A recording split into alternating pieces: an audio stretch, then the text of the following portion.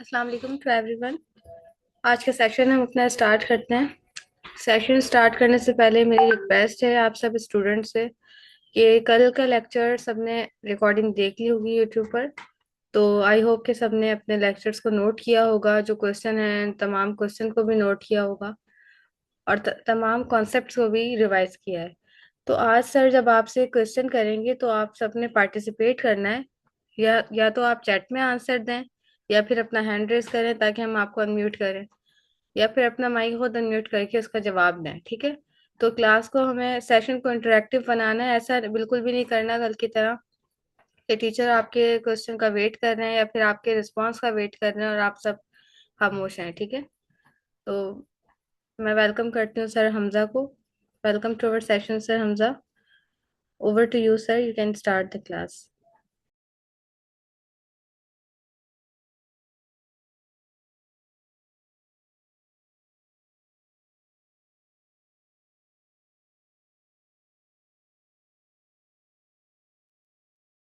Bismillahirrahmanirrahim.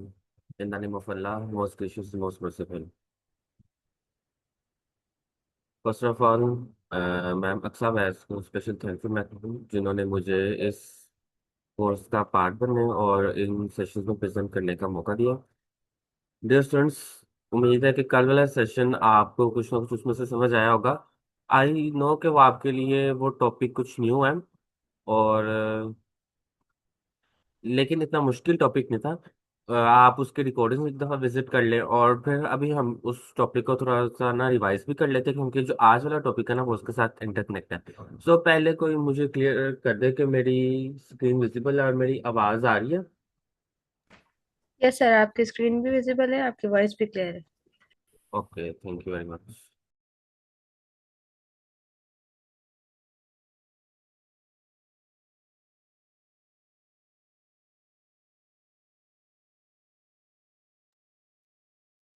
System trouble shooting पे कल हमने डिस्कशन स्टार्ट की थी।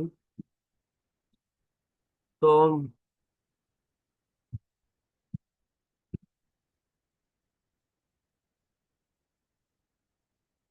हम स्टार्ट करते हैं। सबसे पहले बात की थी कि आपका एक सिस्टम स्मूथली वर्क कर रहा था, ठीक है, और उसके अंदर आपने देखा कि एक प्रॉब्लम अराइज हो गई। अब प्रॉब्लम से क्या मुराद हो सकता है कि एक ऐसा अनयूजुअल, एक ऐसा इवेंट, ठीक है, एक ऐसा इरेगुलर एक्शन और इंसिडेंट जो आपके सिस्टम की परफॉर्मेंस को बिल्कुल ही डिस्टर्ब करते हैं, ठीक है ना, वो प्रॉब्लम हो गई। अब फॉर एग्जांपल, आप कंप्यूटर पे अपने लैपटॉप पे बिल्कुल ठीक काम कर रहे थे और अचानक से आपका लैपटॉप बंद हो गया। अब ये आपके सिस्टम की परफॉर्मेंस जो है वो डिस्टर्ब हो गई, ठीक है ना, आपका सिस्टम अब परफॉर्म नहीं कर रहा। तो ये एक प्रॉब्लम हो गई। और ट्रबल शूटिंग ऐसा प्रोसेस जिसमें हम लोग तीन काम करते हैं। प्रॉब्लम को आइडेंटिफाई करते हैं, उसको डायग्नोस करते हैं, और फिर उसको सॉल्व करने के लिए स्टेप्स परफॉर्म करते हैं, उसको सॉल्व करते हैं, ठीक है। ये हमने कल डिस्कशन की थी और एग्जांपल मैंने आपको बता दिया, ठीक है। फिर उसके बाद हमने मेनली अपनी जो ट्रबल शूटिंग है ना उसकी दो कैटेगरीज बनाई थी। आप में से प्लीज कोई माइक ऑन करके बता सकते हैं कि वो कौन कौन सी दो कैटेगरीज थी।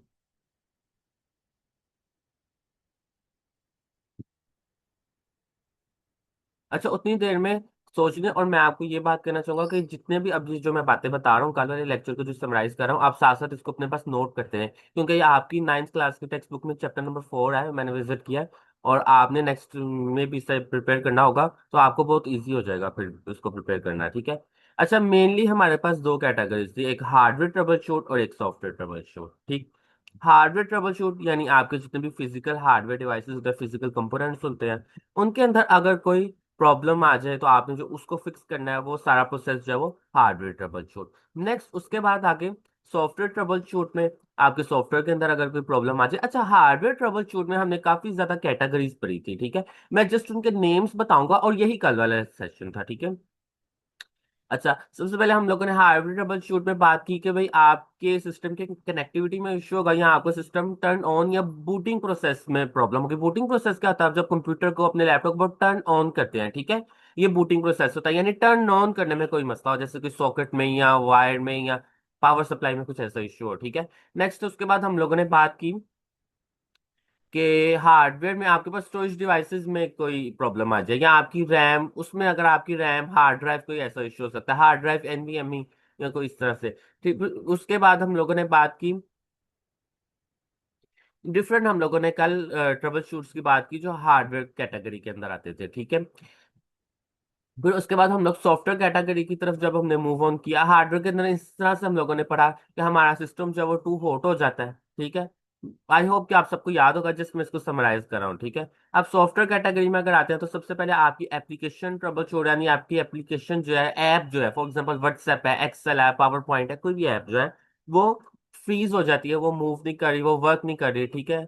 तो एप्लीकेशन ट्रबल शूट हो गया। देन आपका जो ओएस है, ऑपरेटिंग सिस्टम है, उसके अंदर कोई प्रॉब्लम आ जाए। अब ऑपरेटिंग सिस्टम क्या होता है, हमने पढ़ा था कि मेनली टू टाइप्स होती हैं सॉफ्टवेयर की, एक सिस्टम सॉफ्टवेयर और एक एप्लीकेशन सॉफ्टवेयर, ठीक है। एप्लीकेशन सॉफ्टवेयर जो हम डिफरेंट एप्लीकेशंस अपने कंप्यूटर के ऊपर रन कर रहे होते हैं, और सिस्टम सॉफ्टवेयर जो एप्लीकेशन सॉफ्टवेयर को अलाउ करता है कि वो कंप्यूटर पे सक्सेसफुली रन हो सके, जिसकी वजह से एप्लीकेशन रन होती हैं, ठीक है। एक बात हो गई। दूसरा जो हमारे कंप्यूटर के रिसोर्सेज को मैनेज करता है। अब रिसोर्सेज में क्या क्या आ सकता है, आपकी परफॉर्मेंस मैनेजमेंट, मेमोरी मैनेजमेंट, आपकी सिक्योरिटी, ठीक है, ये सब चीजें आ जाती हैं। अच्छा, एक चीज जो मैंने आपको एक एग्जांपल दी थी वो सिस्टम सॉफ्टवेयर की, वो, अच्छा, ये सिस्टम सॉफ्टवेयर में ये सारा काम इस वक्त हम लोग कहते हैं ऑपरेटिंग सिस्टम का, से हम लोग ले रहे हैं, ठीक है। सिस्टम सॉफ्टवेयर का दूसरा नाम ऑपरेटिंग सिस्टम है, ठीक है, जो हमारे रिसोर्सेज को मैनेज कर रहा है, जो भी मैंने आपको पॉइंट्स दिया, मेमोरी को मैनेज कर रहा है और ये सब चीजें, प्रोसेसिंग पावर को मैनेज कर रहा होता है, ठीक है। सॉरी। अच्छा, तो आप में से अब कोई माइक ऑन करके बता सकता है कि एक ऑपरेटिंग सिस्टम या सिस्टम सॉफ्टवेयर जो इस वक्त हम लोग, आप सब और मैं अपने कंप्यूटर्स में यूज कर रहे हैं, कोई एक एग्जांपल या नाम।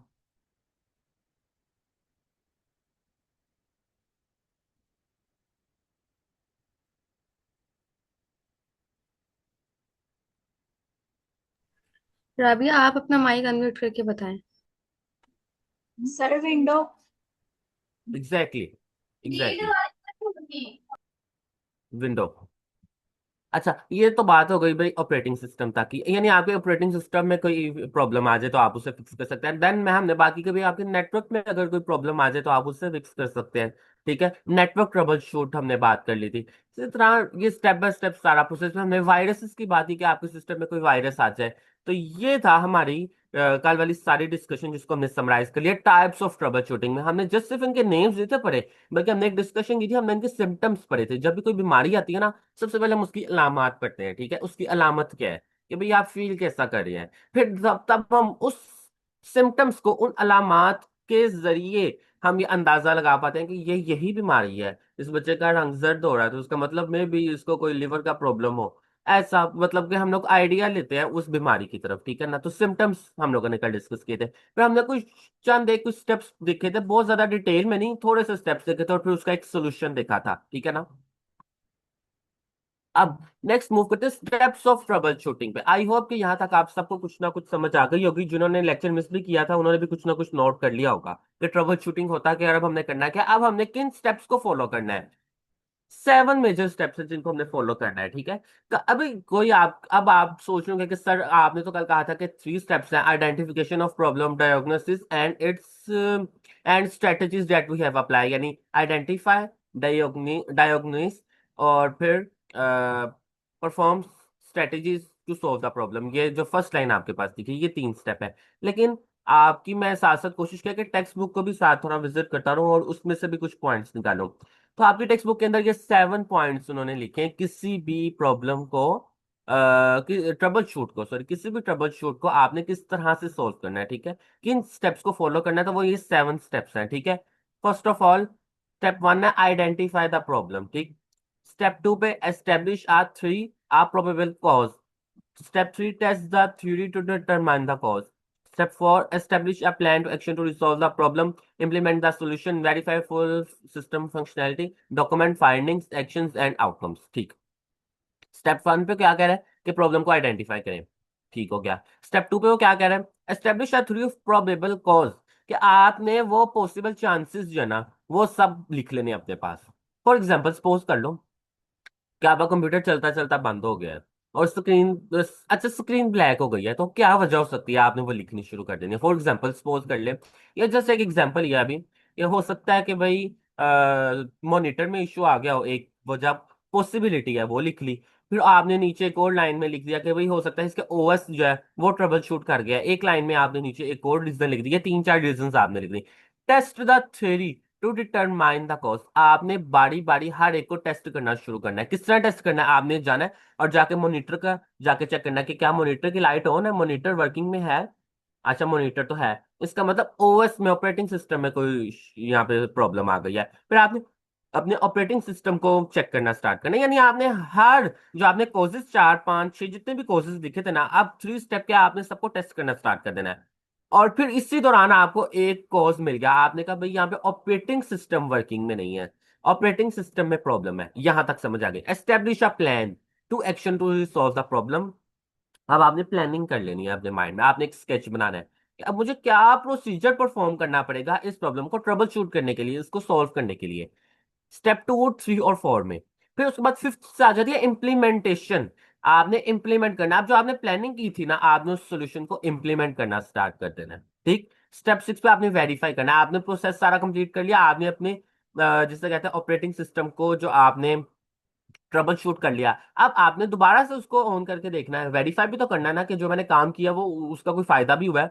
और एट लास्ट सेवन स्टेप जो आपने उसकी डॉक्यूमेंटेशन करनी है, उस सारे प्रोसीजर को अपने पास लिख के रख लेना है कि मैंने क्या किया और क्यों किया और उसके सिम्टम्स क्या थे, उसका फायदा क्या होगा। अभी आगे चल के हम इसको बहुत डिटेल में पढ़ते हैं।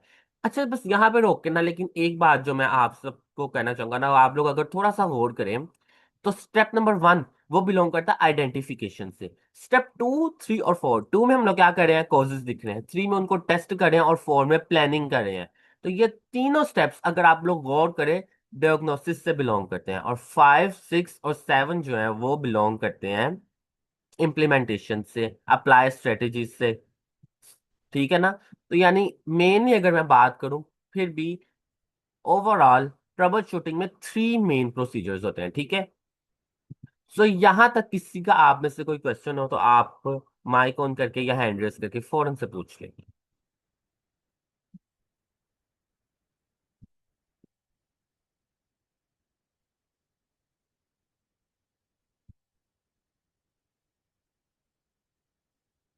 इसका मतलब सबको हर चीज समझ आ रही है। अगर आप लोग क्वेश्चंस नहीं करेंगे तो फिर मैं क्वेश्चंस आपका नेम कॉल करके आपसे क्वेश्चन स्टार्ट कर देता हूँ। जी सर, आप क्वेश्चन कर लें क्योंकि स्टूडेंट्स के चैट में रिव्यू आ रही है कि सबको क्लियर है। चलिए इट्स ओके, हमारे पास टाइम शॉर्ट है, मैं पहले आगे मूव करूंगा फिर लास्ट में ना इनसे क्वेश्चंस करूंगा जरूर। जी जी सर। अच्छा, अब ये 7 जो पॉइंट्स है ना, ये इन्हीं को ना मैंने इजी करके आगे लिखा है, आसान लफ्जों में लिख दिया। आइडेंटिफाई, एस्टेब्लिश कॉज, टेस्ट, उसके बाद प्लानिंग, इंप्लीमेंटेशन, वेरीफाई और डॉक्यूमेंटेशन। इनको बारी बारी डिस्कशन स्टार्ट करते हैं। आइडेंटिफाई द प्रॉब्लम, सबसे पहले ये अंदाजा लगाना जरूरी है सिम्टम्स को देखे कि ये जो प्रॉब्लम है किस सिचुएशन से बिलोंग करी है, किस कैटेगरी से बिलोंग करी है, हार्डवेयर से या सॉफ्टवेयर से। ठीक है। और फिर जो हमने उसके बाद हार्डवेयर सॉफ्टवेयर की जो आगे कैटेगरीज बनी ट्रबल शूटिंग में, ये किस कैटेगरी से बिलोंग करती है, आपने उस कैटेगरी तक पहुंच गए। फिर वहां से आपने जो है ना आगे अपनी प्लानिंग स्टार्ट करनी होती है। ठीक है। यानी सबसे पहले आइडेंटिफाई करना होता है। फॉर एग्जाम्पल सपोज कर लें कि आपके जो लैपटॉप के ऊपर आप काम कर रहे थे और वाईफाई जो है ना चलता चलता बंद हो गया। ठीक है। और ये आप क्या आइडेंटिफाई प्रॉब्लम, आप क्या करेंगे कि आपके वाईफाई की कनेक्टिविटी में इश्यू आ गया, ये आपने प्रॉब्लम को आइडेंटिफाई कर लिया। ठीक। नेक्स्ट स्टेप एस्टेब्लिश कॉजेज, आपने उसकी सारी रीजंस लिख ली है। मे बी के राउटर में इश्यू हो, मे बी डीएनएस सर्वर में कोई इश्यू हो, या आईपी एड्रेसेस में कोई, मतलब क्या आपके नेटवर्क में कोई प्रॉब्लम तो नहीं बन गई। आपने वो सारी कॉजेज लिख लेने, फाइंड पॉसिबल रीजंस, जितनी भी पॉसिबिलिटीज रीजंस है, पॉसिबल रीजन हम आपने लिख लेनी है। और फिर आपने आइडिया लेना कि कौन सी रीजन हार्डवेयर से बिलोंग करती है, कौन सी सॉफ्टवेयर से बिलोंग करती है। नेक्स्ट आपने उन सब रीजंस को बारी बारी टेस्ट करना स्टार्ट कर देना। मैं उठा सबसे पहले जाकर मैंने अपने हर राउटर को रीस्टार्ट करके देखा। जैसे ही मैंने राउटर को, अच्छा उससे पहले मैं राउटर तक गया और मैंने देखा कि राउटर की लाइट्स जो है ना वो भी रेगुलर नहीं है। मतलब जो आपको पता है ना राउटर के ऊपर लाइट्स शो हो रही होती हैं, तो वो भी प्रॉपर नहीं है, नॉर्मल वे में नहीं है। तो आपने कहा कि हाँ ये प्रॉब्लम भी हो सकती है। आपने फौरन से पहले अपने राउटर को रीस्टार्ट करके देखा। जब राउटर को रीस्टार्ट करके देखा तो वो आपके राउटर की जो लाइट्स हैं वो अब एक करेक्ट वे में आ गई। और आपके जो आपकी डिवाइस है उसके ऊपर भी आपको जो है ना अपने जो घर का जो वाईफाई था वो शो होना स्टार्ट हो गया, विजिबल हो गया है। तो आपने यहाँ पे टेस्ट किया, आपने इन कॉजेज को चेक ईच पॉसिबिलिटी। आपने ये तो एक रीजन थी ना, एक कॉज था जिसको आपने टेस्ट किया, आपने बारी बारी बाकी जितने भी कोर्सेज थे आपने इनको भी टेस्ट करना है। लेकिन एक चीज का ख्याल रखना है कि अगर एक कॉज जो है उसको आपने टेस्ट किया और आपको पता चल गया कि यही रीजन है, तो फिर आपको बाकियों की तरफ मूव करने की जरूरत नहीं है। अब मुझे पता चल गया कि इश्यू ही राउटर का था, तो आपको बाकी जो कॉजेज आपने लिखे थे ना, 3 4 5, उनको अब आपको फॉलो करने की जरूरत नहीं है। अच्छा, इसमें साथ आपने कंफर्म कर लेना और अपने पास लिख लेना कि टिक कर लेना कि ये वजह थी जिसकी वजह से मुझे प्रॉब्लम फेस करने को मिली है। नेक्स्ट स्टेप नंबर 4 से आगे प्लानिंग। आपने प्लानिंग कर लेनी है, एक स्केच बना लेना कि मुझे क्या करना चाहिए। स्टेप 5 में इम्प्लीमेंटेशन। अब आपने वो स्टेप्स परफॉर्म कर लेना है, यानी क्या स्टेप परफॉर्म करने अपने डिवाइस को दोबारा से, अगर तो राउटर रीस्टार्ट हो गया तो इट्स ओके, नहीं तो उसको रीस्टार्ट कर ले और फिर दोबारा से अपनी डिवाइस को कनेक्ट करने की कोशिश करनी है, रिकनेक्ट करना है अपने उस वाईफाई के साथ। ठीक है, अप्लाई द फिक्स। स्टेप 6 पे वेरीफाई कर लेना है कि कनेक्ट हुआ भी है या नहीं। ठीक है, और फिर स्टेप 7 पे डॉक्यूमेंटेशन। डॉक्यूमेंटेशन क्यों इतनी इंपॉर्टेंट है? इन केस आज तो आपने सारा प्रोसेस कंप्लीट कर लिया और आपको ये सारा प्रोसेस करते हुए इन सब स्टेप्स को आपने बारी बारी स्टार्ट से एंड तक जब फॉलो किया, तो आपको सपोज कर ले कि 1 घंटा लग गया। ठीक है, और फिर 1 महीने बाद आप अपना काम कर रहे थे और फिर यही सिचुएशन आपको फेस करने को मिली, तो मेरा अब आप सबसे क्वेश्चन है कि आप यही स्टेप्स सारे दोबारा परफॉर्म करेंगे? कोई माइक ऑन करके प्लीज जल्दी से बता दें। Yes, sir. अच्छा, और अगर मैं कहूँ कि आपने ये सारा अपने पास एक पेज पे लिख लिया होता कि भाई अपने अल्फाज में उर्दू के अंदर या इंग्लिश के अंदर अपनी लैंग्वेज के अंदर, कि जैसे ही वाईफाई रिकनेक्ट हो तो आपने सबसे पहले अपने राउटर को रीस्टार्ट करके देख लेना है, ये सिचुएशन अच्छी है, ये प्रोसेस अच्छा है कि लिख के रख ले। और फिर जब अगली दफा 1 महीने बाद, 1 साल बाद जब वाईफाई की कनेक्टिविटी में इश्यू आए, तो आप उसको पढ़ के फौरन से राउटर को ही डायरेक्ट रिकनेक्ट कर ले, बजाय के अपनी राउटर से आने वाली के बजाय के अपने इंटरनेट की आने वाली केबल्स और डिफरेंट चीजों को आप जो है ना टेस्ट करने की कोशिश करें और अपना टाइम वेस्ट करें। आप बताएं कौन सी अप्रोच ज्यादा बेहतर है? लिख के रख लें। लिख के रख लेना। बिल्कुल ठीक, लिख के रख लें। तो ये स्टेप होता है डॉक्यूमेंटेशन। ठीक है, हम लोग को किसी भी काम को क्यों लिखते हैं, मैंने आप सबको कहा कि अपने पास नोट कर ले, ताकि इन केस 1 हफ्ते बाद, 2 हफ्ते बाद जब आपको टीचर क्लास में चैप्टर पढ़ाए तो आप उसको निकाल के अपने सामने रख ले और आपको ये सब बातें याद आ जाए। ठीक है ना, तो डॉक्यूमेंटेशन बहुत जरूरी होती है। ये आपके बहुत ज्यादा टाइम, आपकी एफर्ट्स, आपकी कॉस्ट को सेव कर देती है। ठीक है, एक रियल लाइफ एग्जांपल यहाँ पे पुट करके देखते हैं, यही वाईफाई कनेक्टिविटी की एग्जांपल है। तो आइडेंटिफिकेशन में क्या आ जाएगा कि आपका वाईफाई जो है उसकी कनेक्टिविटी में इश्यू आ रहा है, यानी आपको इंटरनेट जो है वो विजिबल नहीं हो रहा, इंटरनेट नहीं आ रहा। तो उससे कोजेज में एक ही अभी फिलहाल लिखा है यहाँ पे, वैसे एक से ज्यादा भी हो सकते हैं। ठीक है, राउटर की जो है ना, राउटर के अंदर इश्यू आ गया, तो उसकी टेस्ट हम लोग किस तरह के, हमने जब राउटर को रीस्टार्ट करके देखा। फिर जब हमने प्लानिंग में क्या करना है, आपने सोचा कि भाई अब मुझे क्या करना होता है, यहाँ पे राउटर को रीसेट करना होता है। ठीक है, उसको रीस्टार्ट करना होता है, और अब पहले तो राउटर को रीस्टार्ट करना है, वो शायद मैंने कर ही लिया है, लेकिन मुझे अपने मोबाइल फोन से भी इस वाईफाई के साथ दोबारा से कनेक्शन बनाना पड़ेगा। ठीक है ना, दोबारा कनेक्ट करना पड़ेगा, मे बी पासवर्ड भी शायद दोबारा लगाना पड़ जाए या जो भी। ठीक है, देन आपने उसको वेरीफाई किया कि क्या वाकई में इंटरनेट काम कर भी रहा है या नहीं, और एट लास्ट आपने उसको डॉक्यूमेंटेशन में उस सारे प्रोसीजर को लिख के डॉक्यूमेंटेशन की फॉर्म में अपने पास सेव कर लिया। ठीक है, ताकि इन फ्यूचर आपको अगर कोई ऐसी प्रॉब्लम फेस करने को मिले तो आप उसको इजीली ट्रबल शूट कर लें। ठीक है, ये 7 स्टेप्स जो थे हमने अप्लाई किए एक प्रॉब्लम के ऊपर। यहां तक किसी का कोई क्वेश्चन हो?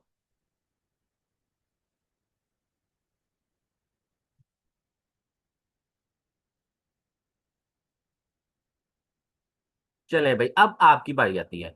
अब यहाँ पे हमने कुछ टेस्ट केसेस को डिस्कस करना है।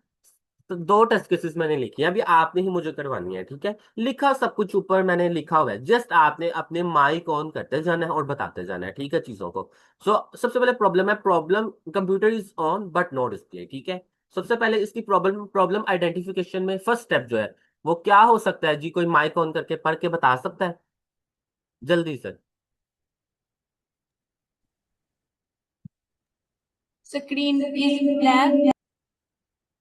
बिल्कुल ठीक है, आपकी स्क्रीन ब्लैंक ब्लैक ब्लैक हो गई है और शायद सीपीयू भी काम नहीं कर रहा। ये प्रॉब्लम को आपने आइडेंटिफाई कर लिया। नेक्स्ट आ गया था आपने एस्टेब्लिश कॉजेज। आपने अपने पेज के ऊपर सारे कॉजेज लिख लेने हैं, तो कोई माइक ऑन करके जल्दी से बता दे, शाबाश।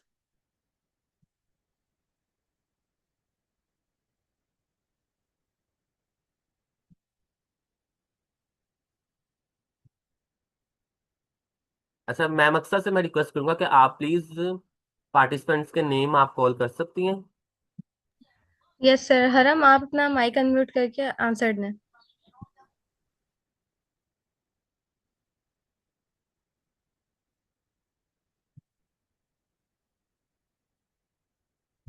हमारे पास टाइम बहुत शॉर्ट है। आप लोग फिर तैयारी आप करके रखें कि अब आपकी बारी आएगी और आपने फौरन से माइक ऑन कर लेना है। तो मैं इसको खुद बता देता हूँ, क्योंकि हमने देखा कि आपके सिस्टम की स्क्रीन ब्लैंक ब्लैक है। तो आपने सबसे पहले ये कॉज दे दिया कि भाई शायद मॉनिटर में इश्यू हो सकता है। ठीक है, हमारा मॉनिटर ही काम नहीं कर रहा है। आप एक लैपटॉप कंप्यूटर के ऊपर बैठे हैं, ठीक है, कंप्यूटर के ऊपर ये आपका कंप्यूटर सिस्टम है। आपने कहा शायद इसके मॉनिटर में इश्यू हो सकता है। नेक्स्ट आपने कहा जो केबल्स आ रही होती है ना, उन्हें हम कहते हैं HDMI केबल्स। कल मैंने आपको शायद उसकी इमेज दिखाई भी थी। तो आपने कहा कि शायद किसी HDMI केबल में कोई इश्यू है या रैम में इश्यू हो सकता है। ठीक है, अगर आपके सिस्टम की रैम खराब हो जाए या वो उसमें कोई प्रॉब्लम आ जाए, तभी आपकी स्क्रीन, हमने कल पढ़ा था, ब्लैक हो जाती है। ठीक है। नेक्स्ट, अब कौन कौन से टेस्ट हम लोग परफॉर्म करेंगे ये अंदाजा लगाने के लिए कि कौन सी वजह, एक या दो वजूहात है, क्या वजह है इसकी। ठीक है, अभी तो हमने एक आइडिया लिया, पॉसिबिलिटीज लिखी हैं, लेकिन अब हमें कुछ टेस्ट भी तो परफॉर्म करना होगा। तो जी कोई माइक ऑन करके जल्दी से बता दे।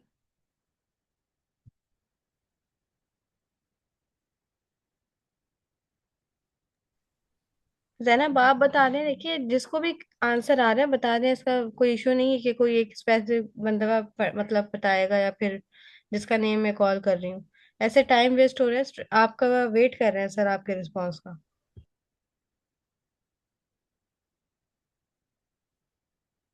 अच्छा एक चीज है, आपने सिर्फ देख के पढ़ना है। ठीक है, अगर आप गलत भी पढ़ देंगे ना तो आपको कोई पनिशमेंट नहीं दी जाएगी। ठीक है,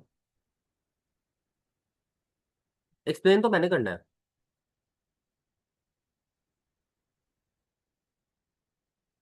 अच्छा इसमें क्या करेंगे आप लोग, जो टेस्ट परफॉर्म करेंगे वो क्या होगा, सबसे पहले आप अपने मॉनिटर को चेक करेंगे कि मॉनिटर ठीक से काम करे। आपने देखा कि मॉनिटर की लाइट ऑन है और आपको आइडिया होगा कि मॉनिटर बिल्कुल ठीक है। देन आप अपनी केबल्स को भी चेक करेंगे, बारी बारी हर केबल को चेक करेंगे, और आपने देखा कि हाँ भाई ये एक या दो केबल्स हैं जो मुझे ठीक नहीं लग रही, इनमें कोई इश्यू है। अब आप प्लानिंग करेंगे, क्या प्लानिंग होगी कि आप HDMI केबल को चेंज करना होगा। ठीक है ना, यही लिखे यहाँ पे, उसको रिकनेक्ट करना होगा इस तरह से।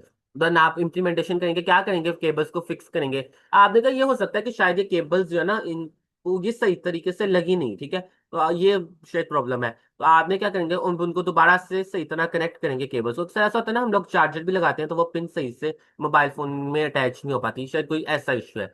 तो देन आप वेरिफिकेशन करेंगे अपने सिस्टम को जब रीस्टार्ट करेंगे, और फिर एट लास्ट आप डॉक्यूमेंटेशन करेंगे, यानी आप इस सारे प्रोसीजर को अपने पास लिख लेंगे। कि मोस्टली ऐसा हो सकता है जब आपकी स्क्रीन ब्लैक हो तो आपकी कोई एक या दो HDMI केबल्स जो हैं वो सही से कनेक्ट नहीं हुई होती सॉकेट्स के अंदर, सॉरी, वो सही तरीके से कनेक्ट नहीं हुई होती है। ठीक है, तो ये प्रॉब्लम है और आपने उसको किस तरह से फिक्स करना है वो सारी आपने डिटेल अपने पास लिख लेनी है। ये था आपके पास एक हमने प्रॉब्लम डिस्कस की। नेक्स्ट आगे बहुत इंपॉर्टेंट प्रॉब्लम है। चले, अब कोई माइक ऑन करके ना ये जो स्नैरियो लिखा ना इसको सिर्फ रीड करते हैं।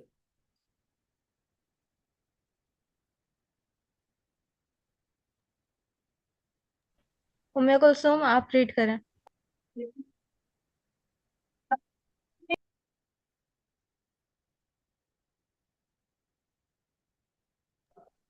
Every time a user tries to open a specific large spreadsheet, Excel freezes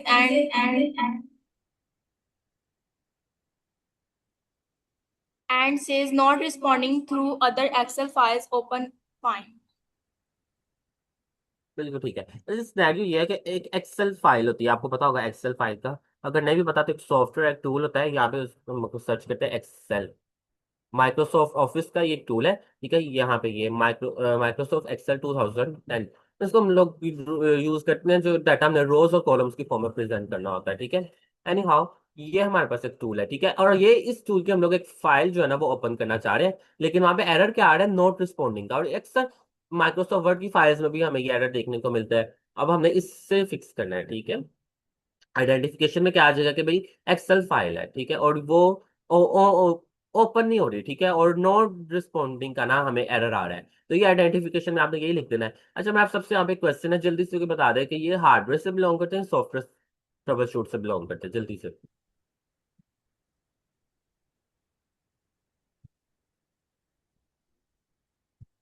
software से। एग्जैक्टली बिल्कुल ठीक, ये सॉफ्टवेयर ट्रबल शूट से बिलोंग करें, क्योंकि ये एक एप्लीकेशन की बात हो रही है, ये एप्लीकेशन ट्रबल शूट है।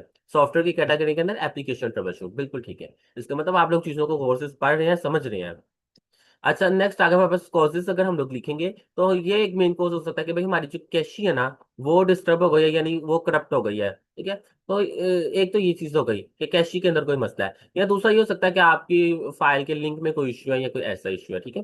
तो आप अब इन्हीं कॉजेज को अब आप टेस्ट करते हैं, ठीक है। अच्छा, जब कैशी में इश्यू ना, याद रखेगा हम उस फाइल को ना सेफ मोड मोड में ना ऑन कर लेते हैं, ठीक है। अब सेफ मोड क्या होता है, पहले मैं इसे एक्सप्लेन कर देता हूँ, फिर उसका प्रैक्टिकल दिखाता हूँ।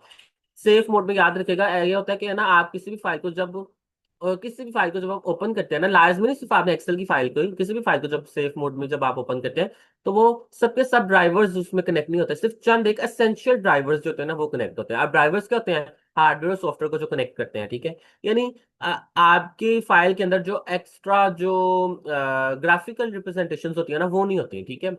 लार्ज ग्राफिकल रिप्रेजेंटेशन नहीं हो रही होती, जस्ट एसेंशियल कंपोनेंट्स ही हमें शो होते हैं, इसे हम कहते हैं सेफ मोड, ठीक है। ये हम चेक करते हैं अगर कोई हमारी फाइल के अंदर कोई एरर आ जाए, कोई मसला हो ना, तो फिर इसलिए हम लोग उस फाइल को सेफ मोड में ऑन करके देख लेते हैं।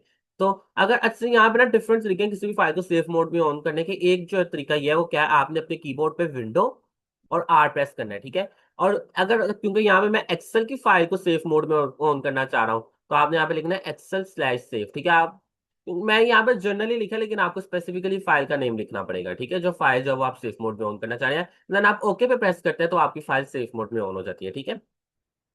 और मैंने बताया कि उसके कुछ फीचर्स हैं वो डिसेबल हो जाते हैं, सिर्फ एसेंशियल फीचर्स ही आपको शो होते हैं, यानी उसकी वजह क्या है कि सबके सब ड्राइवर्स कनेक्शन में नहीं आते, सिर्फ एसेंशियल ड्राइवर्स ही कनेक्ट कनेक्ट होते हैं, ठीक है। स्टेप 4 में, अच्छा, आपने जब इसको सेव मोड में होंगे आपको पता चल गया कि भाई ये फाइल बिल्कुल ठीक तरीके से सेफ मोड में ओपन हो गई है, रन हो गई है, इसका मतलब यही है कि कैशी में मसला है, ठीक है। अब प्लानिंग में क्या करना पड़ेगा, कैशी को ही अब मुझे जो है ना वो क्लियर करना पड़ेगा, ठीक है। किसकी कैशी को, माइक्रोसॉफ्ट एक्सेल की कैशी को, ठीक है ना, एक्सेल की कैशी को।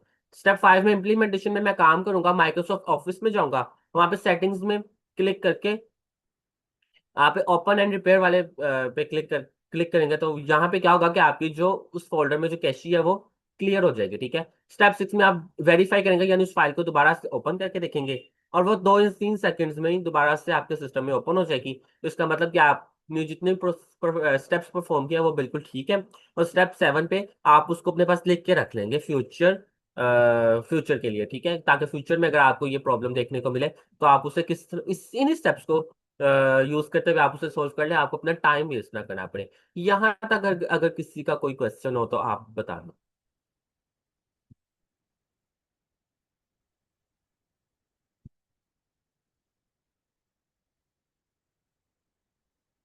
आई होप कि आपको कुछ ना कुछ समझ आ रही है। ये वो स्टेप टेस्ट केसेस है जिनका कल मैंने आपको कहा था कि हम करेंगे, ये एक्चुअल में यहाँ तक काम हमने कल करना था, ठीक है। लेकिन टाइम की शॉर्टेज की वजह से मैं शायद चीज़ों को ज़्यादा डीपली और ज़्यादा डिटेल में कल बताना स्टार्ट हो गया हार्डवेयर और सॉफ्टवेयर ट्रबल शूटिंग में, तो शायद ये वजह थी। आई होप कि आपको समझ आ रही है। फिर भी अगर आपको कोई क्वेश्चन तो आप पूछ लें, नहीं तो अब आप में से कोई भी एक रैंडमली कोई भी पार्टिसिपेंट अपना माइक ऑन करके इन जस्ट स्टेप्स के जो नेम है ना, 7 ये नेम्स है, ठीक है, इनको एक दफा ना पढ़ वो रिवाइज कर दे, जस्ट इनके नेम्स, ठीक है, ताकि हम आगे मूव करें।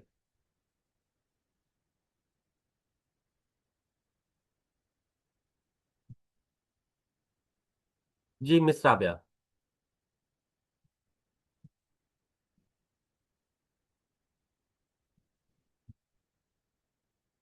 जी मैम, अब आप अपना माइक ऑन करके इनके नेम्स को एक दफा रिकॉल कर दें।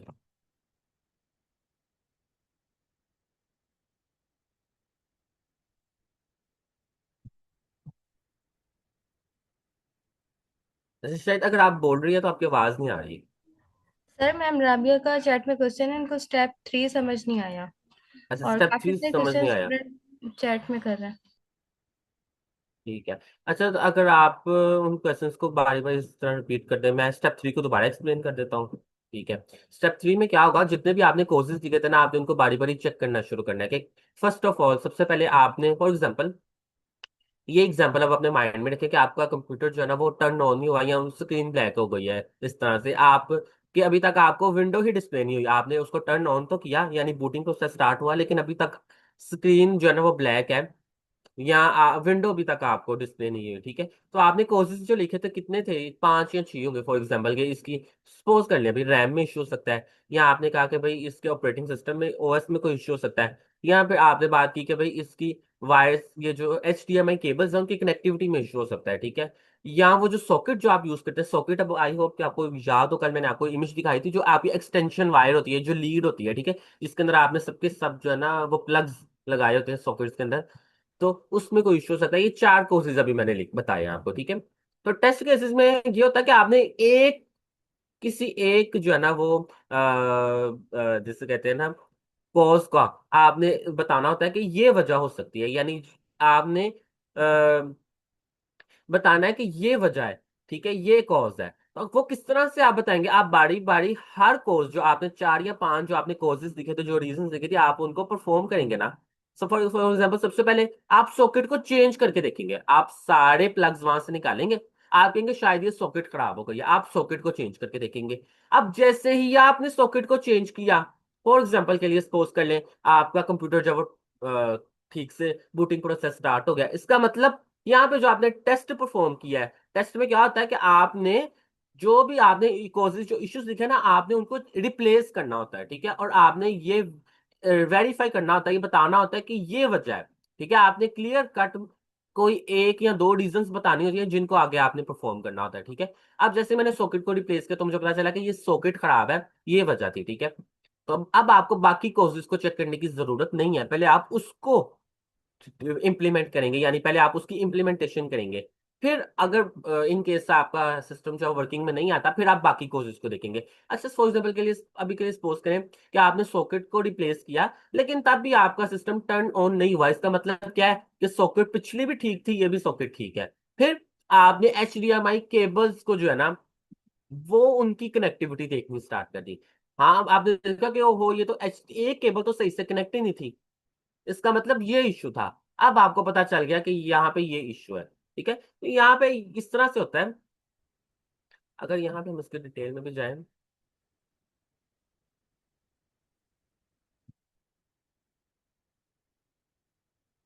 आपने कंफर्म करना होता है कि ये मेन रीजन है, ठीक है, इस प्रॉब्लम की। आई होप कि अब आपको समझ आ गई होगी। फिर भी अगर कोई क्वेश्चन है तो आप बता दें, और कोई क्वेश्चन हैं तो आप पूछ लें। मैं कोशिश करता हूँ कि आपकी चैट भी देख लें।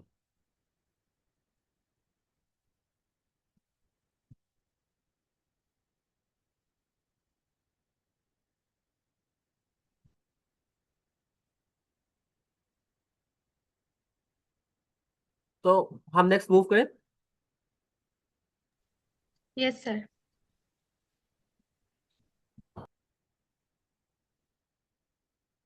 ये केस स्टडीज तो हमने डिस्कस कर लेंगे। नेक्स्ट अब जो हमारा टॉपिक है वो इस तरह से है, importance of trouble shooting in computer systems. मतलब क्या फायदा है ट्रबल शूटिंग का ना, पहले मैं एक एग्जांपल से थोड़ा एक्सप्लेन करूँ ना, तो वो ये हो सकता है। फॉर एग्जांपल,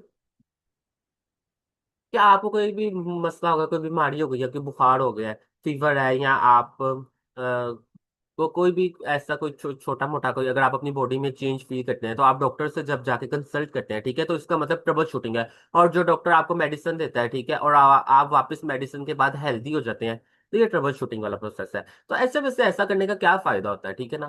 तो यही अगर मैं बात करूं, जब आप एक दफा डॉक्टर से जो कंसल्ट कर लेते हैं तो उसका क्या फायदा होता है कि फ्यूचर में आने वाली भी आप कई सारी बीमारियों से बच जाते हैं, इसी तरह होता है ना।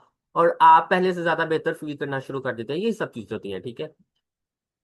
और जो आपको जो मसला था, जो बीमारी थी, ठीक है, आप उससे भी आप बच जाते हैं, ठीक है, आप उससे भी हेल्दी हो जाते हैं। तो ये थी तो अगर हम इसको इस टॉपिक के ऊपर अगर हम इस एग्जांपल को इम्प्लीमेंट करें, ट्रबल शूटिंग करने का फायदा क्या होगा, यानी आपने प्रॉब्लम देखी और उसको क्यों फिक्स करना है। मतलब ऐसा भी तो हो सकता था ना कि आप उसे इग्नोर कर दें, उसको फिक्स करने की क्या इंपॉर्टेंस है, ये हमने आज पढ़ना है, अब पढ़ना है, ठीक है। तो trouble shooting keeps computer software network running smoothly. अगर आप प्रॉब्लम को फिक्स कर लेते हैं तो फिर आपका जो सिस्टम है वापस से स्मूथली वर्क करना स्टार्ट कर देता है, ठीक है। ये तो आपको आइडिया होगा, ठीक है, कि फॉर एग्जांपल कोई प्रॉब्लम आई और जब आप उसको सॉल्व कर लेते हैं, उसको फिक्स कर लेते हैं, तो वापस आपका सिस्टम अपनी पहले जैसी वर्किंग में आ जाता है, स्मूथली वर्किंग में आ जाता है, ठीक है। Helps quick find and fix problems. तो ट्रबल शूटिंग प्रोसेस ही ऐसे है कि जिसमें आप प्रॉब्लम को फाइंड करते हैं फिर उसको फिक्स करते हैं, ठीक है। जो इंपॉर्टेंट पॉइंट है वो ये है कि ये ट्रबल शूटिंग से आप आने वाले फ्यूचर में आने वाली डिस्टरबेंस से और डाटा के लॉस से, सिक्योरिटी इशू से भी बच जाते हैं। ठीक है। फॉर एग्जाम्पल, अगर आपने अभी से एक प्रॉब्लम को, आपके सॉफ्टवेयर के अंदर एक ट्रबल शूट एक प्रॉब्लम थी, आपने उसे फिक्स कर लिया, और जब आपने अब अपने सॉफ्टवेयर को इतने ध्यान से उसकी प्रॉब्लम्स को सोल्व किया, आपने सबके सब कॉजेज को डिस्कस कर लिया, तो नेक्स्ट आने वाले जो डाटा लॉस और बिग सिक्योरिटी थ्रेट से भी आप बच जाएंगे। ठीक है। तो सबसे पहले जो हमारे पास इंपॉर्टेंट पॉइंट है वो preventing down time. Down time को अगर हम लोग, मैं एक्सप्लेन करने की कोशिश करूँ, डाउन टाइम क्या होता है। आपने अक्सर ये वर्ड सुना होगा कि हमारी वेबसाइट डाउन करी है, या इस तरह से। सो डाउन टाइम का मतलब, डाउन का मतलब होता है कि सिस्टम का काम ना करना। डाउन टाइम उतनी देर जितनी देर आपका सिस्टम काम ही नहीं कर रहा। मैं सपोज एग्जांपल लें कि आप एक बैंक में गए, ठीक है, और आपने देखा जाकर जितने भी एम्प्लॉयज है ना, वो सब आपस में बातें कर रहे हैं, हाथ पे हाथ रख के बैठे हुए हैं, और वो बिल्कुल टाइम वेस्ट कर रहे हैं। ठीक है। और उनकी लंच ब्रेक भी कोई नहीं है। और फिर जो कस्टमर्स है ना, वो भी बेचारे साइडों पे वेटिंग में बैठे हुए हैं और इंतजार कर रहे हैं। तो आप जाके पूछो कि क्या हुआ, तो किसी ने आपको, गार्ड ने, किसी ने बताया कि भाई ये डाउन टाइम है। मतलब डाउन टाइम है। आप किसी एम्प्लॉय के पास गए, वहां के किसी मैनेजर या किसी के पास भी, आपने कहा क्या बात है, तो उन्होंने कहा कि ना सर, हमारी जो मिजान बैंक की जो एप्लीकेशन है ना, वो क्रैश कर गई है। और आपको पता है हमारी जितनी भी ट्रांजेक्शन है, जितना भी काम है ना, वो सारा बैंक एप्लीकेशन के साथ ही होता है, सॉफ्टवेयर के साथ ही होता है। तो वो एप्लीकेशन क्योंकि डाउन कर गई है, तो अभी हमारा डाउन टाइम चल रहा है, यानी हम काम ही नहीं करें।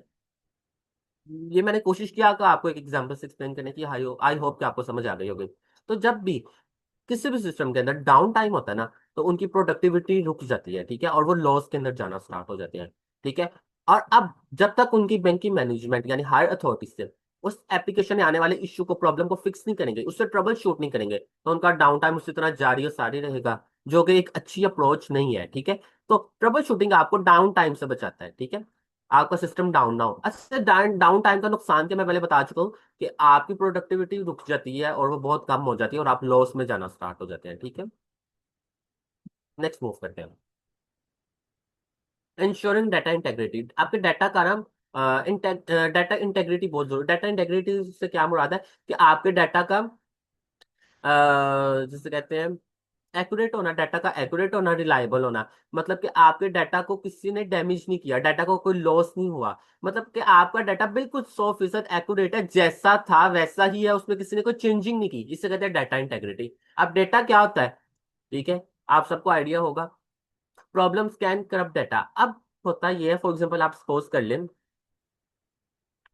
आपके आपके स्कूल के जो एडमिनिस्ट्रेटिव स्टाफ है ना, उन्होंने एक ना सॉफ्टवेयर के ऊपर आप सब स्टूडेंट्स का डाटा पुट किया हुआ है, हर स्टूडेंट का नेम, फिर आगे उसका फादर नेम, आगे उसका सीएनआईसी, आगे उसका एड्रेस, और उसके फादर का फोन नंबर, वो कौन कौन से सब्जेक्ट्स पढ़ रहा है, बायोलॉजी पढ़ रहा है, कंप्यूटर साइंसेस पढ़ रहा है, और मजीद सारी डिटेल। और उस सॉफ्टवेयर के अंदर सपोज कर ले कोई इश्यू आ जाता है। अब जब उस सॉफ्टवेयर के अंदर अगर कोई प्रॉब्लम आ जाए, तो मेरा आपसे क्वेश्चन है, क्या डाटा को कोई खतरा है, थ्रेट है? अब जब सॉफ्टवेयर के अंदर प्रॉब्लम आ गई है, तो आपके डाटा में भी कोई ना कोई, जिससे कहते हैं ना, करप्शन के थ्रेट्स हैं, कि आपका डाटा भी लॉस हो सकता है। ये आपको इस चीज का खतरा है। ठीक है ना। सो अब आप जब उस सॉफ्टवेयर के ट्रबल शूट्स को, उसकी प्रॉब्लम्स को फिक्स कर लेंगे, तो वो डाटा पे आने वाले जो वो आपको थ्रेट्स थे, वो भी खुद ब खुद रिमूव हो जाएंगे। यानी अगर आप प्रॉब्लम्स को सॉल्व कर लेते हैं, अपने सिस्टम में आने वाली प्रॉब्लम्स को सॉल्व कर लेते हैं, तो आप खुद ब खुद डाटा इंटेग्रिटी को इंश्योर कर लेते हैं। यानी अब इसका मतलब ये होता है कि आपके डाटा को भी कोई नुकसान नहीं पहुंचेगा, कोई डाटा को चेंज नहीं करेगा। ठीक है। आपका डाटा एक्यूरेट और रिलायबल सोर्सेज से आ रहा है। ठीक है। तो नेक्स्ट मूव करते हैं। Improving security. होता ही है कि आपके जितने भी सिस्टम्स होते हैं ना, नेटवर्क, चाहे वो कोई नेटवर्क है या एक सॉफ्टवेयर है, एक एप्लीकेशन है, कुछ भी है, तो उसके ऊपर हैकर्स जो है ना साइबर अटैक्स करते हैं। सॉरी, हैकर्स जो है साइबर अटैक्स करते हैं और आपके सिस्टम को नुकसान पहुंचाने की कोशिश करते हैं। ठीक है।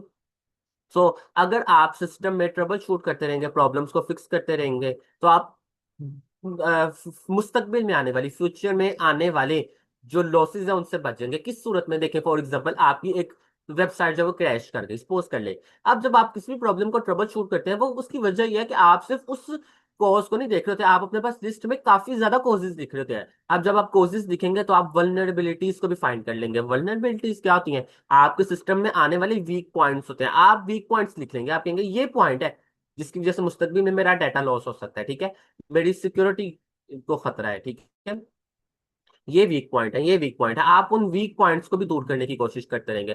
तो इस तरह जब आप प्रॉब्लम्स को फिक्स कर रहे होते हैं, आप सिस्टम में आने वाली प्रॉब्लम्स को फिक्स कर रहे होते हैं, तो आप खुद ब खुद वल्नरेबिलिटीज को भी रिमूव कर देते हैं और अपनी डाटा की सिक्योरिटी को भी एनहांस कर रहे होते हैं। ठीक है, सो यहाँ पे 3 पॉइंट लिखे हैं, confidentiality, integrity and availability. In 3 points के जस्ट आप अपने पास अपने पास नेम्स लिख लें। ठीक है, ये शायद आपकी बुक में तो ना हो, लेकिन हमेशा जब भी डाटा की सिक्योरिटी की बात की जाती है तो इन 3 पॉइंट्स की बात की जाती है। मैं जस्ट इनका हिंट दूंगा, तो अगर आप में से कोई समझ सके। इंटेग्रिटी यानी आपका डाटा बिल्कुल एक्यूरेट है, उसके अंदर किसी ने कोई डैमेज नहीं किया और डाटा को किसी ने लॉस नहीं कोई नुकसान नहीं पहुंचाया। अवेलेबिलिटी, कि जब भी डाटा की डिमांड की जाएगी तो वो डाटा इजीली एक्सेसिबल हो जाए। फॉर एग्जाम्पल, ठीक है, मिजान बैंक के एम्प्लॉयज जब भी उस अपनी ऐप को, मैं एम्प्लॉयज की बात कर रहा हूँ, जो एम्प्लॉयज का एक स्पेसिफिक फोल्डर होता है, क्योंकि आपको पता है, सॉरी, सॉफ्टवेयर होता है, उस सॉफ्टवेयर को सिर्फ मिजान बैंक के एम्प्लॉयज ही ओपन कर सकते हैं ना अपने सिस्टम में, क्योंकि उनको आईडी दी गई है। हर कस्टमर या आम इंसान तो उस सॉफ्टवेयर को ओपन ही ना कर सकता। तो अवेलेबिलिटी का मतलब है जब भी एम्प्लॉय अपनी आईडी देगा, कस्टम अपनी जो अपनी एम्प्लॉय आईडी वहां पे रन करेगा और लॉग इन करेगा, तो वो जो सॉफ्टवेयर उसके पास ओपन हो जाए। ठीक है, ये डाटा की अवेलेबिलिटी होती है। और कॉन्फिडेंशियलिटी क्या होती है, जो एक्सेसिबल जो यूजर्स होते हैं उन्हीं को वो डाटा जो है ना वो एक्सेस हो सके। मतलब इसका ये है, मैं बताता हूँ, कि सिर्फ सिर्फ और सिर्फ जो मिजान बैंक के जो एम्प्लॉयज हैं उन्हीं को वो, उन्हीं के सामने वो सॉफ्टवेयर ओपन हो, हर आम इंसान के आगे वो सॉफ्टवेयर ओपन ना हो। इसे कहते हैं डाटा की कॉन्फिडेंशियलिटी। मतलब जो डाटा का अहल है, जो डाटा को का एक्सेसिबल यूजर है, एक्सेसिबल पर्सन है, सॉरी ऑथराइज पर्सन इसे हम बोलते हैं, जो ऑथराइज पर्सन है वही डाटा को एक्सेस कर सके, हर इंसान डाटा को एक्सेस ना कर सके। इससे कॉन्फिडेंशियलिटी कहते हैं। इंटेग्रिटी में कि डाटा को किसी ने नुकसान नहीं पहुंचाया, और अवेलेबिलिटी में कि जब डाटा की डिमांड की जाए तो वो इजीली अवेलेबल हो। एनहेंसिंग परफॉर्मेंस, जाहिर बात है कि जब आप अपनी प्रॉब्लम्स को फिक्स करेंगे तो आपके सिस्टम की परफॉर्मेंस भी बेहतर होती रहेगी, उसकी स्पीड इंक्रीज हो जाएगी, उसकी एफिशिएंसी भी बेहतर हो जाएगी। ठीक है, क्योंकि आप यहाँ पे आने वाले हार्डवेयर और सॉफ्टवेयर में जितने भी प्रॉब्लम्स और इश्यूज होंगे उनको सॉल्व कर रहे हैं। ठीक है, उनको फिक्स कर रहे हैं। नेक्स्ट आगे, extending equipment life. For example, आपने देखा कि आपका सिस्टम ओवर हीट कर रहा है, आपने उससे ट्रबल शूट करना शुरू कर दिया, आपने फैन को खोला, उसकी डस्ट को साफ किया, फिर उसको दोबारा से, मतलब उसके अंदर जिससे हमने कल पढ़ा था थर्मल पेस्ट होती है वो लगाई, जो भी सारा प्रोसेस था, ट्रबल शूट कर लिया। अब आप खुद बताएं कि आपके फैन की जो मुद्दत है, मतलब उसकी जो लाइफ है, वो इंक्रीज हुई या ना हुई? अब आप फैन को ज्यादा देर तक यूज कर सकते हैं ना, क्योंकि आपने उससे एक दफा मेंटेन कर लिया है। बिल्कुल ठीक है। तो ये सब प्रोसेस था, अब ये सब लिखा है यहाँ पे। एक्सटेंडिंग इक्विपमेंट लाइफ के जो आपके कंपोनेंट्स होते हैं ना, उनकी लाइफ भी एनहांस हो जाती है, इंक्रीज हो जाती है। ठीक है, सेविंग कॉस्ट, और आप जाहिर बात है आप बहुत ज्यादा नुकसान से बच जाते हैं। दो बातें हैं, एक तो ये है कि आप देखें कि आप बार बार ये नोट कर रहे थे कि भाई फैन बहुत ज्यादा ना आवाज दे रहा है, लाउड नॉइज दे रहा है, और सिस्टम ओवर हीट भी हो रहा है, लेकिन आप उसे इग्नोर करते गए, तो फिर क्या होगा? आने वाले वक्त में जब आपका सिस्टम क्रैश करेगा ना, तो आप जब रिपेयरिंग के लिए लेके जाएंगे, वो कहेगा भाई इसका फैन भी बिल्कुल खराब है, वो भी चेंज करना है, इसकी रैम है वो भी बिल्कुल डैमेज हो गई है, उसको भी चेंज करना है। इतना ज्यादा वो आपको ना कॉस्ट बता देगा। और अगर आप चीजों को साथ साथ मेंटेन करते रहे, ट्रबल शूट करते रहे, तो आपकी वो कॉस्ट जो है वो बच जाएगी। यूजर एक्सपीरियंस एनहांस होता है, ये पॉइंट बहुत इंपॉर्टेंट है। पहले तो सबसे पहले कोई भी एक सिस्टम है ना, वो अच्छा, यूजर एक्सपीरियंस की पहले तो एग्जांपल देखो। ये स्लैक फॉर एग्जांपल मैंने ओपन किया, मैंने इस बटन पे क्लिक किया, और मेरे पास ये मैसेजेस मुझे शो होना स्टार्ट हो गए। ये यूजर एक्सपीरियंस है। मतलब कि बटन के ऊपर क्लिक करना, ठीक है, ये एक एग्जांपल है सिंपल। तो अगर मैंने बटन के ऊपर क्लिक किया है तो मुझे वो एक्शन परफॉर्म हो जाए, इसे यूजर एक्सपीरियंस कहते हैं। कोई भी सिस्टम तब तक कामयाब रहता है, यूजर तब तक उसको यूज करते हैं जब उनका यूजर एक्सपीरियंस अच्छा हो। और अगर आप किसी भी सॉफ्टवेयर को, किसी भी सिस्टम को, अगर आप उसमें ट्रबल शूट करते हैं, अगर आप अपनी प्रॉब्लम्स को सोल्व करना स्टार्ट कर देते हैं, तो उसका यूजर एक्सपीरियंस खुद ब खुद अच्छा हो जाता है। किस तरह से? फॉर एग्जाम्पल, आपने देखा कि एक वेबसाइट है, बार बार क्रैश करती है, डाउन करती है, तो मुझे आप बताएं कि क्या उसका यूजर एक्सपीरियंस अच्छा है? No. बिल्कुल ठीक है, अच्छा नहीं है। अब जब आप उस प्रॉब्लम को फिक्स कर लेते हैं तो अब उसका यूजर एक्सपीरियंस खुद ब खुद अच्छा हो गया। ठीक है ना, अब ज्यादा यूजर्स उसको यूज करेंगे। ठीक है, ये चीज है। अच्छा, आगे हमारे पास नया टॉपिक जो स्टार्ट होता है, प्रिवेंटिंग मेंटेनेंस। दो बातें हैं, एक तो ये कि आप बीमार हुए और आप डॉक्टर के पास चले गए। ठीक है, फॉर एग्जाम्पल अभी मैं एक एग्जाम्पल देता हूँ, हमारे पास टाइम बहुत शॉर्ट है और चीजें काफी ज्यादा बताने वाली है। तो अगर आप में से किसी का कोई भी क्वेश्चन हो तो आप उसी वक्त हैंड रेस करके या किसी तरह चैट में पूछ लीजिएगा, ठीक है। दो बातें, आप सपोज कर लो एक 50 ईयर्स से प्लस एक इंसान है, ठीक है। अच्छा एग्जाम्पल आप और मुझ में से किसी के लिए भी नहीं है, ये जस्ट एक जनरल एग्जाम्पल बता रहा हूँ, ठीक है। एक इंसान है जिसकी एज 50 ईयर्स से ज्यादा है, वो डेली अपनी बॉडी के अंदर नए चेंजेस को फील करता है। कभी वो फील करता है कि उनको जिससे कहते हैं ना उनके पाँव में दर्द है या कुछ ऐसी वो ना प्रॉब्लम्स को फील कर रहा है, ठीक है। लेकिन वो उसके लिए कोई एक्शन नहीं ले रहा। और फिर बाद में क्या होता है, एक दिन उनकी अचानक तबीयत खराब होती है, वो जब डॉक्टर के पास जाते हैं तो डॉक्टर कहते हैं कि ना भाई आपको तो डायबिटीज हो गई है, ठीक है, ये प्रॉब्लम है, ठीक है। अच्छा, एक अब अपने पास अलग से एक और सिनेरियो सोचो, एक और इसी तरह का इंसान है, 50 प्लस है, या ऐसे कर लो 30 प्लस है, ठीक है। और वो भी इसी तरह के कुछ चेंजेस अपनी बॉडी में फील कर रहा है, लेकिन वो साथ साथ ना जैसे ही कोई चेंज उसको आया तो वो फौरन डॉक्टर के पास गया, डॉक्टर से जाके कंसल्ट किए, ठीक है। डॉक्टर ने कहा कि भाई आप अपना ना ये टेस्ट करवा लें, ठीक है, अपनी रिपोर्ट्स में पास लेके आए। फिर डॉक्टर ने कहा कि भाई अब आपको बहुत एहतियात की जरूरत है, आपने हेल्दी खाना मतलब हेल्दी डाइट लेनी है, आपने अपनी बॉडी में इंसुलिन को जिसे कहते हैं मेंटेन रखना है, इंसुलिन लेवल को, आपने फ्रूट ज्यादा यूज करना है, मतलब डॉक्टर उसको बता देता है और वो आने वाले एक बहुत बड़े नुकसान से बच जाता है। अब आप में से कोई माइक ऑन करके बताए सिनेरियो 1 अच्छा है या सिनेरियो 2 अच्छा है?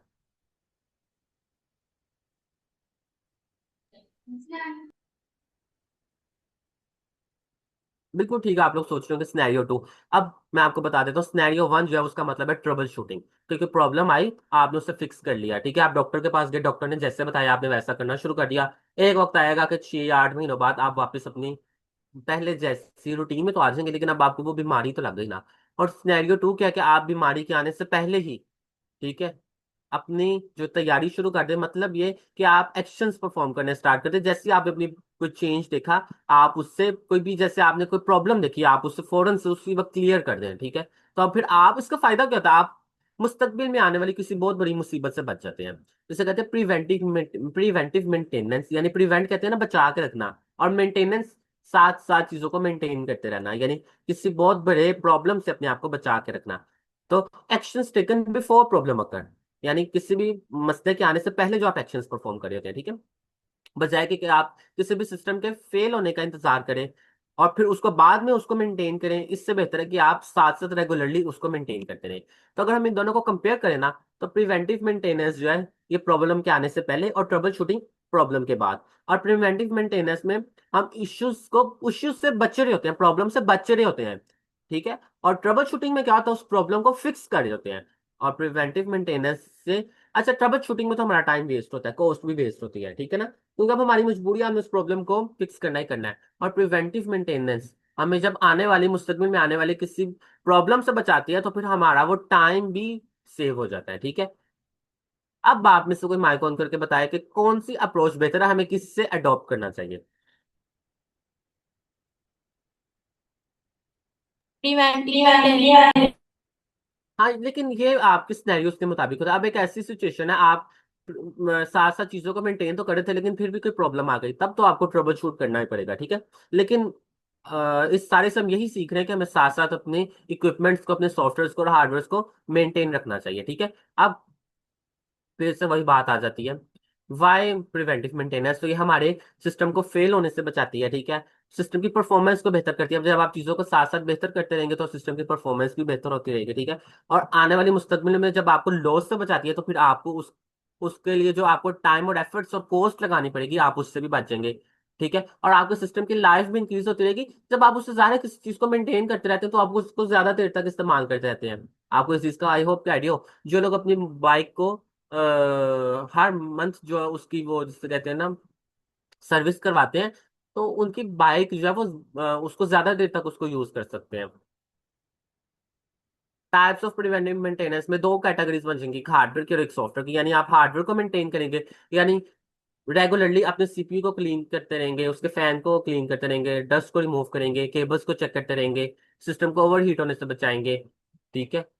तो ये सारा प्रोसेस जो होगा ये हार्डवेयर मेंटेनेंस में आ जाएगा। सॉफ्टवेयर मेंटेनेंस में क्या आएगा, आप अपने ऑपरेटिंग सिस्टम को साथ साथ अपडेट करते रहेंगे। विंडो का आप जैसे नया वर्जन आया हुआ विंडो 11, अभी तक हम में से किसी ने भी उसको इंस्टॉल नहीं किया होगा, तो आपको चाहिए आप उसे इंस्टॉल कर लें। ड्राइवर्स को अपडेट करते रहे, ठीक है। जो आपके अनयूज सॉफ्टवेयर होते हैं सिस्टम में उनको रिमूव करते रहे साथ साथ, ठीक है, ताकि आपका सिस्टम जो है वो उसकी परफॉर्मेंस स्लो डाउन ना हो। वायरस इसको साथ साथ स्कैन करते हैं, ये बहुत इंपॉर्टेंट पॉइंट है। जब हम वायरस को पढ़ेंगे तो मैं इसको बताता भी हूँ। अच्छा, इस सारे का फायदा फिर वही सब मेरे ख्याल में इसको दोबारा डिस्कस करने की जरूरत नहीं, कि आपका जिससे कहते हैं ना सिस्टम क्रैश नहीं होता, ठीक है। लेस वायरस अटैक्स, जाहिर है आप जब अपने सिस्टम को मेंटेन करते रहे साथ साथ, तो फिर उसमें वायरस आने के जिसे कहते हैं ना चांसेस कम होंगे।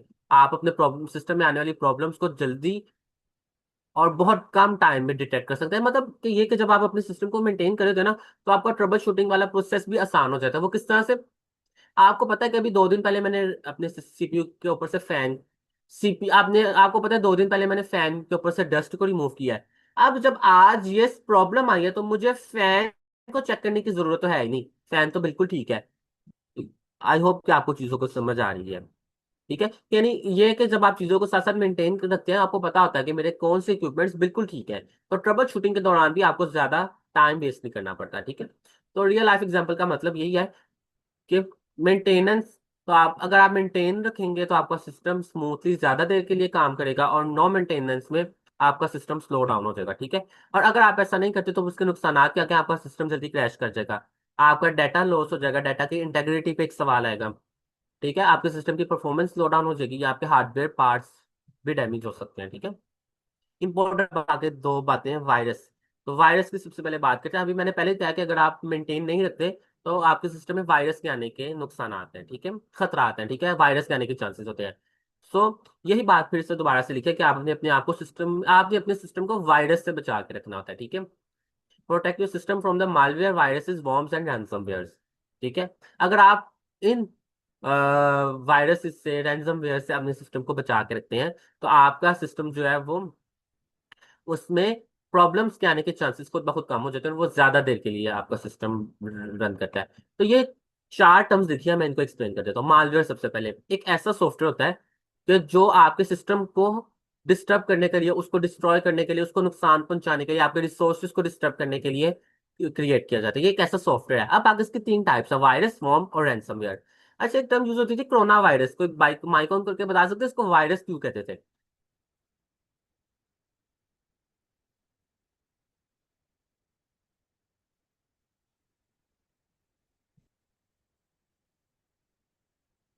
अच्छा, वायरस से हम लोग, जी,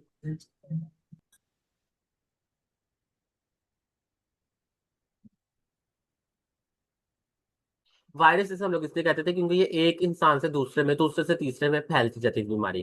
तो वायरस एक ऐसा सॉफ्टवेयर होता है जो फाइल्स की सूरत में एक से दूसरे, दूसरे से तीसरे सिस्टम तक फैलता रहता है। जैसे फॉर एग्जाम्पल, एक फाइल मैंने क्रिएट की और मैंने उसके अंदर वायरस रख दिया, सपोज कर लो मैंने सेंड की अब्दुल्ला को। अब्दुल्ला ने जैसे ही फाइल अपने सिस्टम में ओपन की, वायरस उसके सिस्टम में आ गया। अब्दुल्ला ने आगे सेंड कर दी अली को, अली ने जैसे ही फाइल अपने सिस्टम में ओपन की, अली के सिस्टम में वायरस आ गया। इस तरह वायरस फैलता गया। Worm, a program that spreads automatically across network। For example, एक नेटवर्क हमने बनाया, ठीक है। फॉर एग्जाम्पल, 6 जनों ने अपना एक नेटवर्क बना लिया और वो डाटा को शेयर कर रहे थे, ठीक है। और वहां पे ऑटोमेटिकली कोई एक ऐसा कोई सॉफ्टवेयर, कोई एक ऐसा जो है ना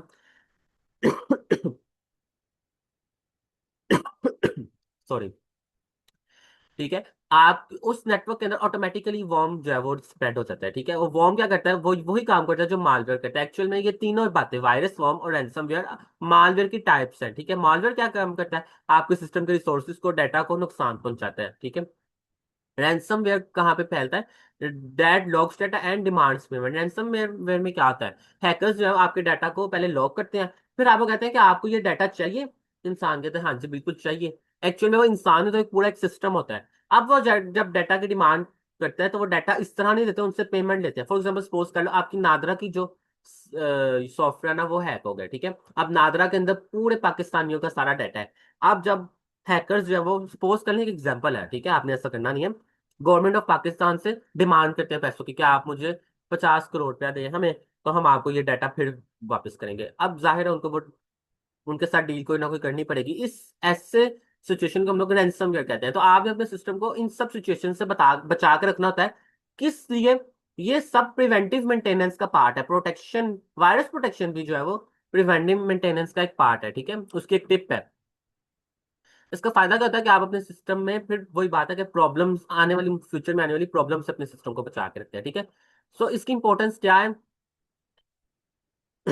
आपके सिस्टम में अक्सर प्रॉब्लम्स है वो मालवेयर की वजह से आती हैं, ठीक है। आपने क्या करना है, वो रूट, वो वजह फाइंड करनी होती है जिसकी वजह से ये मालवेयर या ये वायरस स्प्रेड हो रहा है, ठीक है। और फिर आपने उसको फिक्स करना है। अगर आप ऐसा कर लेंगे तो आप मुस्तकबिल में आने वाली किसी प्रॉब्लम से बच जाएंगे, ठीक है। और अब जब आप, जाहिर बात है, वायरसेस से, मालवेयर से, रैंसमवेयर से, वॉर्म से अपने सिस्टम को बचा के रखते हैं, तो आपका सिस्टम स्टेबल रहता है, यानी रेगुलरली एक करेक्ट वे में वर्क कर रहा होता है, ठीक है। अच्छा, वायरस का नुकसान क्या होता है? आपका सिस्टम स्लो डाउन हो जाता है, आपका सिस्टम क्रैश कर जाता है, अननोन प्रोग्राम्स आपके सिस्टम में ओपन हो जाते हैं, पॉपअप्स आपको डिस्प्ले होते हैं। तो यहाँ पे राइट साइड पे जो इमेज जाएगी पॉपअप की एग्जांपल है कि किस तरह से आपको पॉपअप डिस्प्ले होना स्टार्ट हो जाते हैं, और आपकी फाइल्स, आपके सिस्टम के अंदर कुछ करप्टेड और मिसिंग फाइल्स जो है वो ओपन होनी स्टार्ट हो जाती है, एंटर हो जाती है, ठीक है। जाहिर बात है, मैंने पहले बताया कि जो वायरस है वो फैलता ही फाइल्स के जरिए, ठीक है, करप्टेड फाइल्स के जरिए। तो अब आप किस तरह से अपने सिस्टम को वायरस से बचा के रख सकते हैं?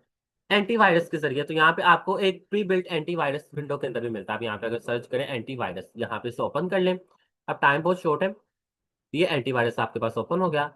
आप एंटीवायरस स्कैनिंग करते रहेंगे तो आप अपने सिस्टम को वायरस से बचा के रखते हैं। ये मोबाइल फोन्स के अंदर, एंड्रॉइड के अंदर भी आपको ये वर्जन, ये फीचर मिल जाता है, ठीक है। इसके अलावा कुछ एक्स्ट्रा एक्सटर्नल प्री बिल्ट जो है ना हमारे पास टूल्स भी होते हैं, सॉफ्टवेयर टूल्स होते हैं, आप उनको भी यूज कर सकते हैं। इस एंटीवायरस को आप खुद भी अपडेट रहे कि आपके सिस्टम के अंदर कोई वायरस तो नहीं आ गया, और आप रेगुलरली ये प्रोसेस करते रहे, ठीक है। अननाउन डाउनलोड से आप लोग बचें, ठीक है। फॉर एग्जाम्पल, आप साइट के ऊपर जाके किसी भी रैंडमली किसी भी साइट के ऊपर जाके कोई भी किसी भी किस्म का जो आप फाइल है उसको डाउनलोड ना करें, क्योंकि हम लोग ये चीज डिस्कस कर चुके हैं कि ये वायरसेस फाइल्स के जरिए फैलते हैं। Use firewalls. फायरवॉल्स क्या करते हैं? एक ऐसे टूल्स होते हैं जो आपके सिस्टम में अनऑथोराइज पर्सन को दाखिल नहीं होने देते, ठीक है, यानी एक्सटर्नल बाहर के लोगों को सिस्टम में दाखिल नहीं होने देते, डाटा को एक्सेस नहीं होने देते, और दूसरा रिकॉर्ड रखते हैं कि नेटवर्क के अंदर कौन आया, किसने कौन से डाटा की डिमांड की, किसने क्या डाटा यूज किया। फॉर एग्जाम्पल, मिजान में मानो ने फायरवॉल लगाया हुआ है कि किस एम्प्लॉय ने किस टाइम सॉफ्टवेयर को यूज किया, ठीक है, और फिर किस डाटा को ओपन किया, किस डाटा को चेंज किया, क्या काम किया। इसे हम फायरवॉल कहते हैं, ठीक है। फायरवॉल सारा रिकॉर्ड रखता है। और लास्ट पे यूएसबी स्कैनिंग करते हैं। जब भी आप यूएसबी इंजेक्ट करें अपने सिस्टम के अंदर, क्योंकि ये वायरसेस यूएसबी के जरिए भी फैलते हैं, तो जब भी आप यूएसबी इंजेक्ट करें तो आप उसको पहले स्कैन कर लें, ठीक है। लास्ट टॉपिक है बैकअप। फॉर एग्जाम्पल, सपोज कर लें आपका सारा डाटा डिलीट हो जाता है, तो आपको उससे पहले, अगर आपके पास बैकअप होगा, हमने कल थोड़ा सा मैंने हिंट दिया था, तो आप अपने डाटा को वापस लेंगे, ठीक है। यानी बैकअप का मतलब आपने डाटा की कॉपी अपने पास रखी होती है, ठीक है। इन केस अगर आपका डाटा रिमूव हो जाता है, डिलीट हो जाता है, लॉस्ट हो जाता है, तो आप बैकअप से अपना वापस पुराना डाटा हासिल कर लेते हैं। तीन टाइप्स होती हैं, फुल, इंक्रीमेंटल और क्लाउड। फुल में क्या करते हैं? आप डाटा का साथ साथ कंप्लीट बैकअप रखते हैं। फॉर एग्जांपल, आपने आज क्या किया, एक हार्ड ड्राइव ली, उसके अंदर अपना सारा डाटा का बैकअप, यानी अपने कंप्यूटर का जितना भी डाटा ना उसके अंदर आपने स्टोर कर दिया। इंक्रीमेंटल, आप साथ साथ अपडेट करते रहेंगे, ठीक है। आपने आज कर लिया, फिर 3 दिन बाद आपने जितनी अपनी फाइल्स के अंदर चेंजिंग की थी आप उससे भी अपडेट कर देंगे, फिर एक हफ्ते बाद। जो कि पहली और दूसरी अप्रोच अच्छी नहीं है, ठीक है ना। यानी फुल बैकअप में आप मैनुअली हार्ड ड्राइव के अंदर अपना डाटा करें, इंक्रीमेंटल में भी आप हार्ड ड्राइव के अंदर मैनुअली करें, लेकिन आप साथ साथ थोड़े थोड़े टाइम के बाद उसको अपडेट करें। और क्लाउड में क्या करते हैं? आप लार्ज बड़े बड़े कंप्यूटर्स होते हैं, ठीक है, जो आपको ऑनलाइन अपने मेमोरी शेयर कर देते हैं, और आप वहां पे अपना डाटा स्टोर कर लेते हैं, जैसे मैंने किया था।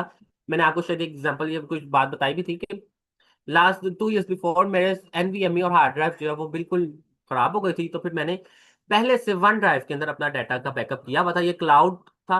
तो फिर मुझे अपना सारा डाटा का बैकअप मिल गया था, ठीक है। आई थिंक यहाँ पे कोई इशू हो गया।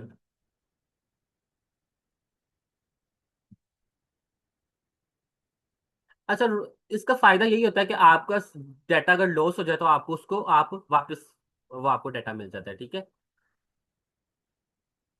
अगर इन केस आपके वायरस से आपकी फाइल्स डिलीट हो जाती है, आपका डाटा लॉस हो जाता है, तो आप उसे बैकअप कर सकते हैं, ठीक है, और अपने डाटा को रिकवर कर सकते हैं, ठीक है। सो आज के लेक्चर में हमने यही सीखा कि हमें रेगुलरली अपने डाटा का बैकअप रखना चाहिए, ठीक है, और उसे मल्टीपल लोकेशंस पे स्टोर करना चाहिए। उससे ऑनलाइन भी और ऑफलाइन भी दोनों तरह स्टोर करना चाहिए। यानी ऑनलाइन तो मैंने बता दिया, क्लाउड की फॉर्म में वन ड्राइव जैसे ये यहाँ पे है, ठीक है, इसी तरह, और ऑफलाइन भी हार्ड ड्राइव के अंदर या यूएसबी के अंदर इंपॉर्टेंट डाटा को आपको स्टोर रखना चाहिए बैकअप के तौर पर, ठीक है।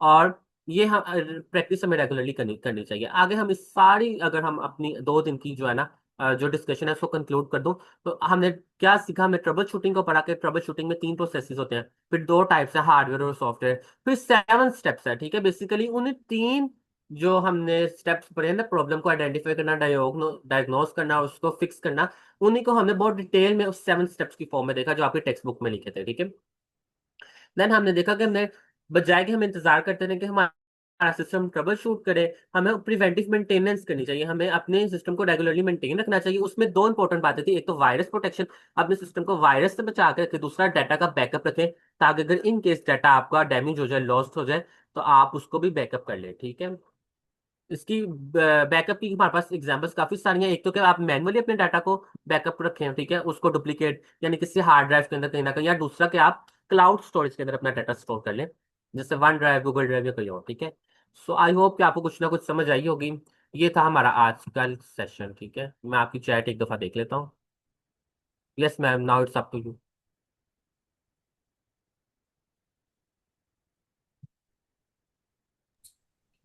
यस सर, स्टूडेंट्स के भी चैट में मैसेजेस आ रहे हैं, सबको क्लियर है। और आज का सेशन हम यहीं पे एंड करते हैं। सर हमजा, आपकी काफ़ी एफर्ट्स हैं इसमें, आपने बहुत अच्छा लेक्चर प्रिपेयर किया है, तमाम चीज़ें बेसिक टू एडवांस आपने समझाई हैं।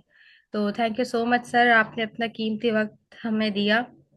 और होप सो कि सब स्टूडेंट को भी सब कुछ क्लियर होगा, और अगर किसी के कोई क्वेश्चंस वगैरह है तो वो ग्रुप में पूछ सकते हैं। ठीक है, तो आज का लेक्चर हम यहीं पे एंड करते हैं। अल्लाह हाफिज टू ऑल ऑफ यू। अल्लाह हाफिज, थैंक यू वेरी मच।